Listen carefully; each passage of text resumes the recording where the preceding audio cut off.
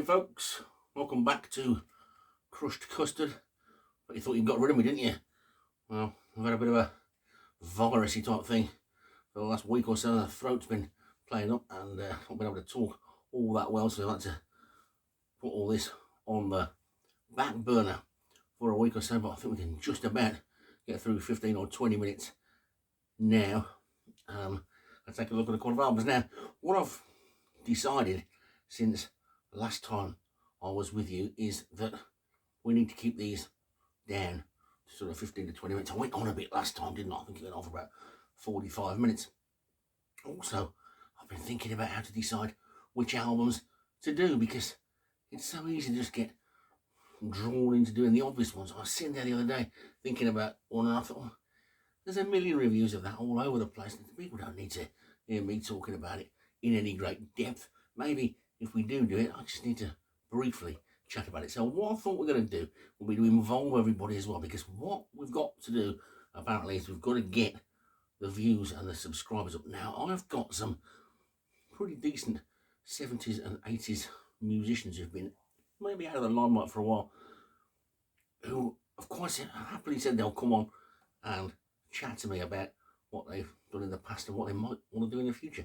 I can't ask them to do that when there's only 30 or 40 of us watching. So once we get the numbers up, then that will kick in. So if you can spread the word, get people to come and subscribe and all that sort of stuff, it would be great. Apparently I've got to remind you at the end as well, taking my instructions from all those experts on YouTube telling me how to do it. So anyway, what we're going to do to get people a bit more involved is, now, I'm not going to pick the albums as such. You are, but not exactly. Now, what we've got is, I've got 26 shelves, right? That includes CDs as well. So 26 shelves here. What I want you to do is, for a subscriber or a commenter, in the comments, leave me a number between 0 or between 1 and 100. And I will take whatever number album is along the line, could be a CD, it could be a record, of that particular shelf. Now, how are we going to choose the shelves? Well, if I say pick a shelf number, then people are going to think, that'll be clever, I'll pick shelf 1, album 1, and it might be Lee Aaron. I'll pick 26 or 100, it'll be ZZ Top. So I'm going to use a random number generator to generate the number of the shelf. You're just going to give me the number of the album on that shelf, and we're going to do 3 in a session. So you give me 3 numbers between 1 and 100, and I'll work my way through them as we go. A commenter and a subscriber. Now, I've already set this up already with one of the people who's been commenting quite a lot already, my mate Dave. You'll probably see him in the comments as a Welsh ex, I think he's Dave. Dave Rees, good mate of mine I used to work with many years ago. Loves his music and other things, and he gave me 3 numbers at the weekend, and we're going to do them in a minute. But first of all, I'm very briefly going to do the album that I was going to do in the first place, because Dave said he would like me to. So I'm going to, the album that we were going to look at, I did mention this before, the album we're going to look at first of all is this one of the first ones that I bought, and it's Rainbow Rising by Rainbow. Is it Rainbow Rising or is it Rising by Rainbow? That's been one of the questions a lot of people have asked for years. The same way, is it in rock? Is it Deep Purple in rock, or is it in rock? Is this called Rising, or is it called Rainbow Rising? I think it's called Rising, and it's by Rainbow. That's for me. Anyway, this is, for many people, the best Rainbow album. Don't think you get too many arguments with me on that point. Blackmore is just playing superbly on this, probably playing at his fastest, probably playing at his heaviest, I would say. It's alongside in Rock and Burn for his best recorded albums, playing rock music. Just brilliant. The band, of course, totally dismantled from the first album. Only Ronnie James Dio survived the Blackmore call. Never actually made 2 Rainbow studio albums with the same lineup. Had to clear it after every single album. Richie didn't want to get involved with anybody, did he? So this one, they brought in Tony Carey on the keyboards, Jimmy Bain on the bass, and of course Cozy Powell on the drums. And for me, and for quite a lot of other people, I think, if that lineup had stayed together, recorded another album or two, I think they might have been spoken about in the same sort of breath as the Mark II lineup of Deep Purple, because they were really, really good. There's some great live shows from this lineup as well. You can get hold of them, have a listen. Of course, what's this got? It's got Stargazer, it's got Light in the Black, it's got Tarot Woman, it's got Run with the Wolf, it's got Starstruck. You don't need me to tell you anything about it. If you do, just scroll through YouTube somewhere and find it and listen to it, and you'll be as blown away as I was on the day I got it 40 odd years ago or whatever. So there you go, Rainbow Rising, one of the first albums I bought, still played very regularly today. Got it down there on CD as well, of course, but this is the original vinyl that I bought right back in the day. Lovely gatefold in there and all that nice picture of the band and the lyrics to Stargazer down the side. So there you go. So that's the album we were going to look at, and we have now sort of looked at it. Rainbow Rising, Richie Blackmore. Now, these are the three random ones that came out from Dave's numbers. The first one of which is it's Deep Purple connected again. A lot of people think, well, all your collection is going to be Deep Purple collection.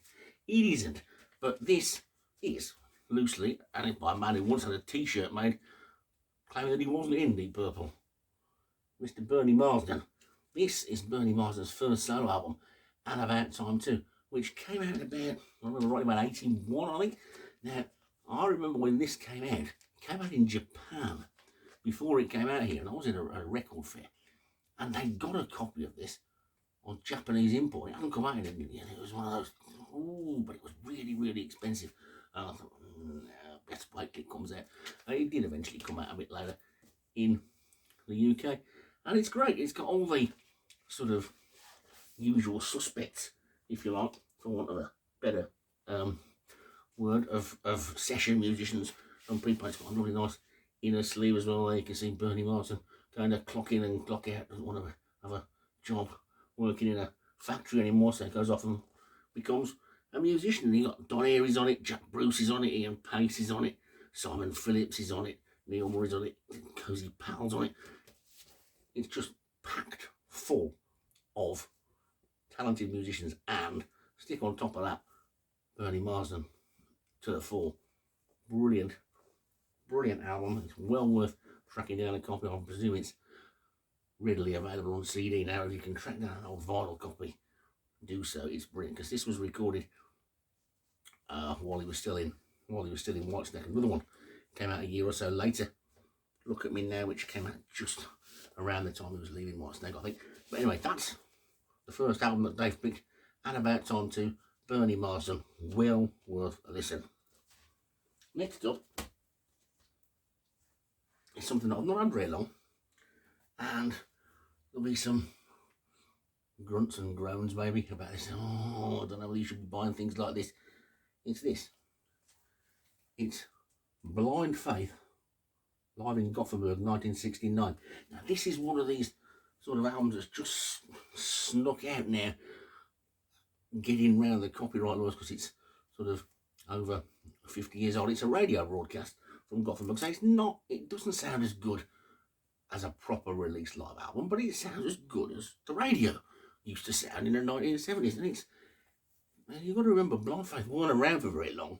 Well, everybody knows who Blind Faith were, of course, but they weren't around for very long, and so they didn't do that many gigs, and there's not that many live recordings of them. So if you can get one that's half decent, it's worth having. And this one is half decent. And the other thing is, look at how well it's been put together. It's been put together like a book. Now, if you open it up, you've got the record on the inside, sort of there, and then it does actually open up into a book with all of these photos and things in, and it's just packed full of Blind Faith photos and all that sort of stuff. It's a really nice little put together thing. And also, add on to that the fact you also get these. You get I don't know what we're supposed to do with them, because we're all a little bit old for putting posters on the wall, aren't we? But there you go, you get a nice Blind Faith poster in there as well, which is quite nice to have. And I don't know where to put them now. there's a nice little set of postcards as well, which come with it. There they go there at the back. Let's take a look. You see little postcards of the band and all that sort of stuff. Really nice little things. I mean, you could actually get a little frame and put them in, couldn't you, and put them on the stairs or something. And there you go. So all that in that nice little package, and that was only about 20 odd quid, I think. So it's quite a nice double album. Got all the tracks on you'd expect: Sleeping in the Ground, Sea of Joy, Under My Thumb, which they used to do, of course, Can't Find My Way Home, and That's a Cry Today. Well, all right to start things off. So yeah, it's, don't expect sort of audiophile quality, but it's better than a bootleg. Much better than a bootleg. So the final album that Dave selected is a CD. Looked off the CD shelf, and this is somebody that we'll talk about again at a later date, because we haven't really got into my sort of collection of lady singer-songwriters, which I've got a massive collection of them, and this is one that I sort of stumbled across many years ago, and I've now got about 10, 12 or so albums of those. Somebody called Rachael Sage. The one that came out was Chandelier. Now this one came out in 2008, I think, or 2008. So it's relatively new. It's best part of 10, well, it's best part of a dozen years old. Is it more than that? 2008. What are we now? That's 15 years old. That to me is like yesterday.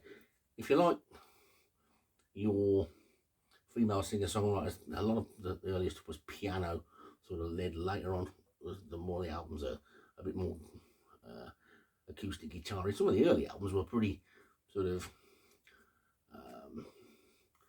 quite sort of got a bit of oomph behind them as well. It's very much that sort of Lilith Fair type thing and Joni Mitchell and all that sort of stuff. But if you like the female singer-songwriter, Rachael Sage is definitely somebody worth looking up, because I know that not that many people over here know her. I don't think she's had that many albums released over my side of the pond, if you like. She's much bigger in America and Canada and places like that, but she's well worth looking up, and have a listen on YouTube. There's plenty of stuff on there as well, and there's all sorts of really good stuff. We'll take a deep look at one of her albums and one of the deep dives later on. This is going to be a new thing, just to quickly go through stuff, just so we can say to people, yeah, there's some eclectic stuff there, there's some different stuff. It's not all necessarily the same, although today we have had two that have been connected to Deep Purple.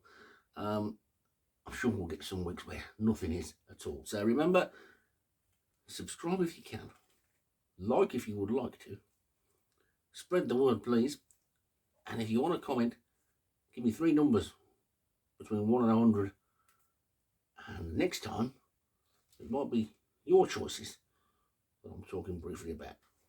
So today then, Rainbow Rising, Bernie Marsden, About Time 2, Blind Faith live in Gothenburg 1969, and Rachael Sage, Chandelier. Go and take a listen to some of those albums if you can find some snippets, and let me know what you think. Let me know if you've already got them. Let me know what you think of them as well, because that's the whole point, and I'll catch you next time.